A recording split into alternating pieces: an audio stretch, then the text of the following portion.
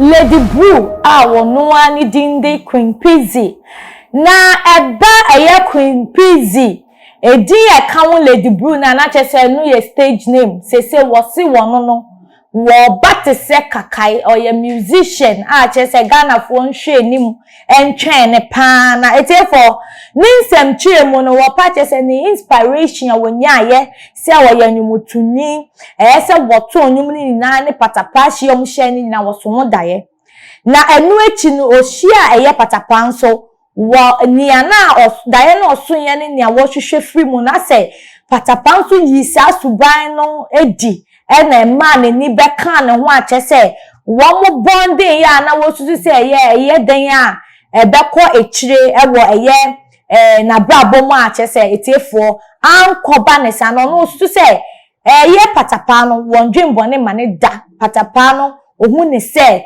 okawo bi enomo no wedu bebi a wedru netefo ebe ya eye patapa nso hu ne se wono na brabo mu na obaye no wo ye blessing ne mu wonye eye curse and onye enemy netefo nini nemu nkomo twetwe ni mu ano eye Queen Pizzy the insembi atudwa efa eye Bukom Banku esan se presenter no busano efa eye video a chese beto odwa na oni Bukom Banku chese wo mu kisi wo mu desuban bi edi Ghana had eye surprise to timemufo ni na no na no na Queen Pizzy ni stage name ye Lady Blue wodi tu dwa se eba Bukom Banku a wono no chese wo mu hyehye a wa chankasa wo mu hyehye a wono want to me enkai na enu echi nso no wono ekoba se wono wa si na adwin pise ba se ye so wari Bukom Banku ya ade a chese ode be hyehye so be ye fourth wife obe pene pa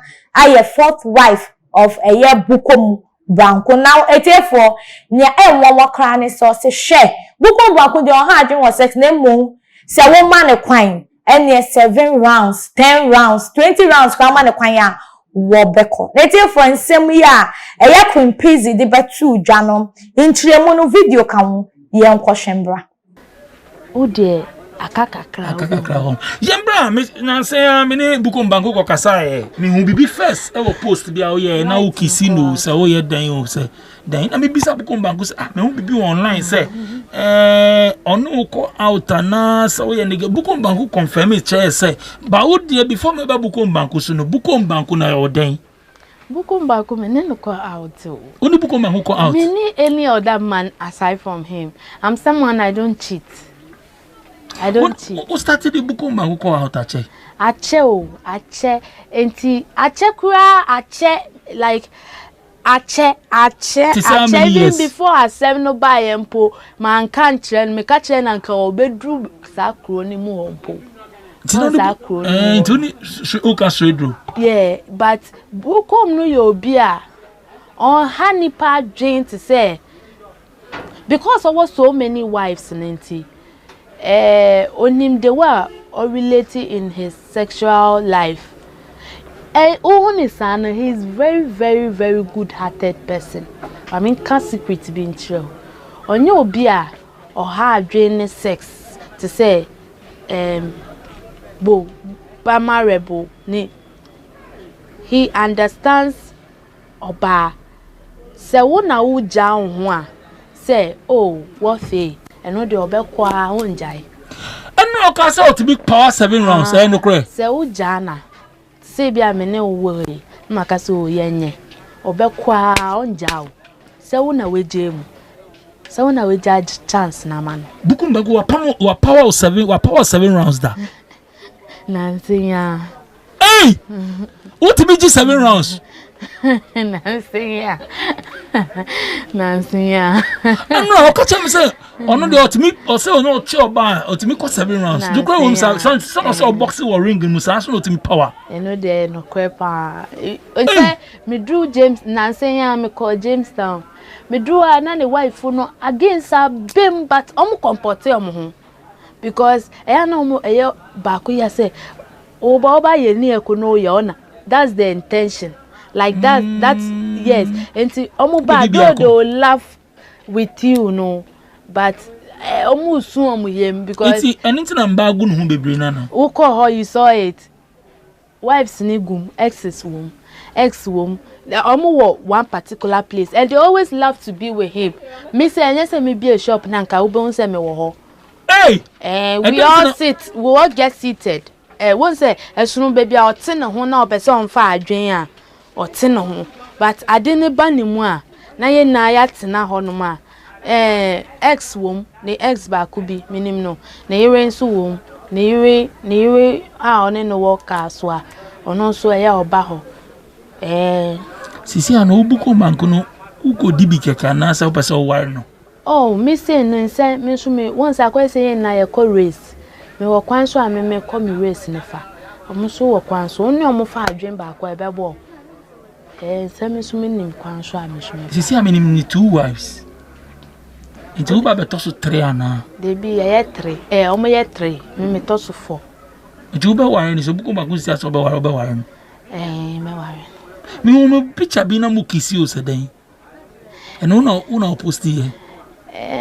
No, the two status. Na me so me the two status. Na me say nkofo peke. Wow. Because me ne kasa no so me ne kasa wa SBTV so ndo be waro. O no start a change to mapata pa warning. Oh, mama warning say me na me wo ma no. Me ma me pe na me ma me wo ye. Me na me wo ma no na me say ba onim say me sha o. Na onim say me pese me musician no. De yan wo mu kaka nyinse ne ba o de me hwe ne ameye.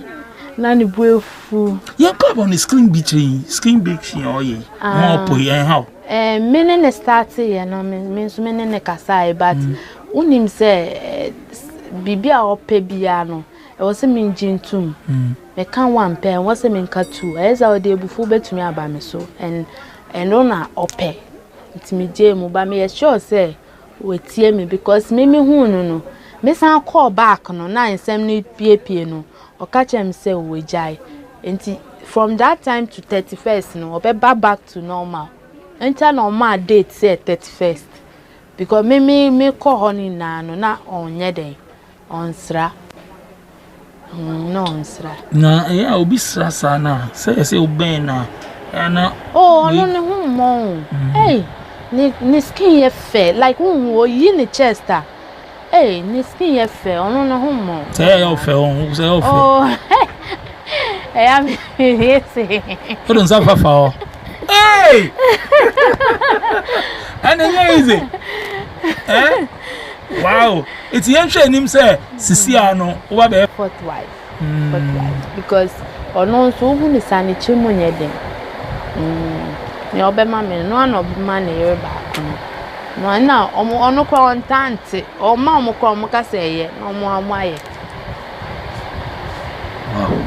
Looking at the way young girl 24 years so try hustle yeah we about young girls some about sugar daddies quick money insanya money advice when I work at all me the advice I me work at all money say system ni very hard and say unya nipa ba ko pempo maybe oye papa penimu mpo no even oye sugar daddy mpo a kitani mu ye na fast sika no me fa nkoto weeks me fa nkoto ntade fast sika no fa invest wo de invest mpo na papa ne ka se ompe wo biemu a unim se obenya onsan wanu aduane bi edi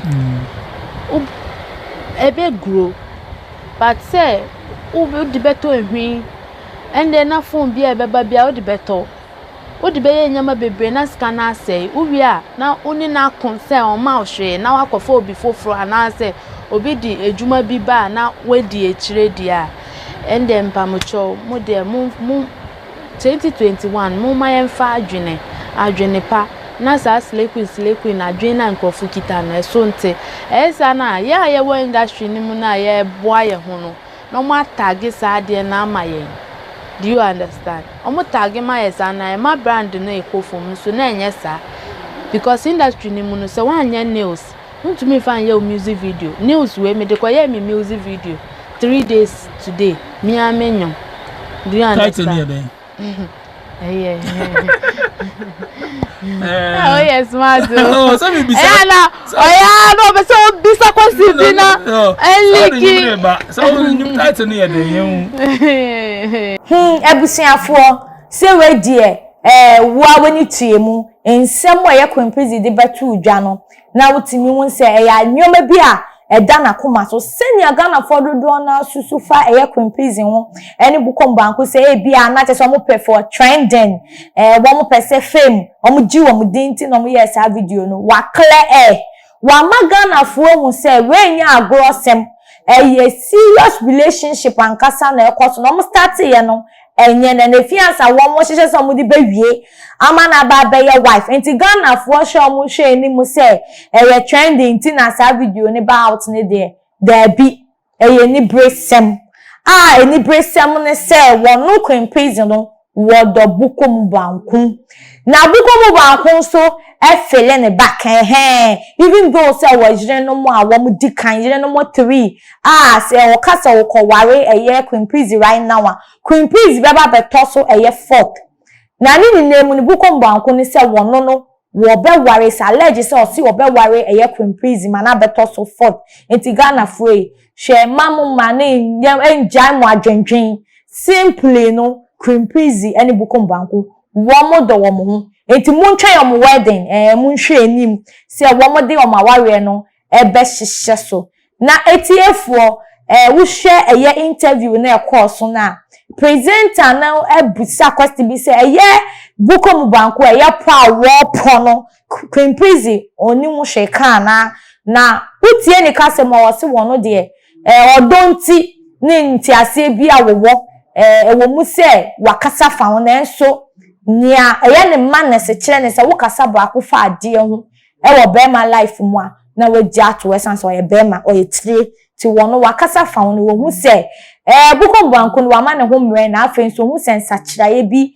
abemu na senia Ghana fo hu ni se Bukom Banku wa ponti no se ne obi pa ye se ne hu ye nyan no esale se obi pa ne hu ye nyan no Bukom Banku de ne hu ye nyan yo hwe ne hu ye akono ankasa sa na kwempezi ka na nsem na wo se ne hu akono ntimpo je se wono no wone ne ti wokra abon koma na chese ne nsa no se ne nam ne boso anu wo twetwenyi na no na etiefo wo hwe se na ye nua ba yi kyerɛkyerɛ nsem ya na oni Bukom Banku mo wadachi omo wadachi aware ne benya abaso 4th wife no se okoye 4th wife krampa ebesipi ebekwa kodi ewie yesenia oba ni bema beja yawa omo beja wo mo na ni wo mo ja ayo wo number akwatena se forever no ebetimi akọ forever anna se we de akoye se kwempezi ni age ni enimo no onimu nim de fa aware ho ana oni maturity bi fa aware ho nti na wo kan nsem sa no se na esitie bia no yesi odoko ne a bebi a odo ewo na etiefo wo hwe relationship a ye de odo pe na ekọ wo hwe se nipa no se wo first wife se wo second wife or what third wife na one kasa na obefa wo no be 4th wife no nim se 5th wife beba how senya enya be yi kasa wo mo ho no wo mo show concern hawom na nso be ne dan no susu se wo koto so 4th wife na dachi bi obenu ne ho na aware ye toso no ube encourage wuni ase won komu ana se eye ohaw se ne no ohaw no emba ochi na ohaw bi beba na megidi se we de wo adwenkyere de fa se ye nua back kwempezi mistake na woye ana na ma wotu ni de ne kwan so anu no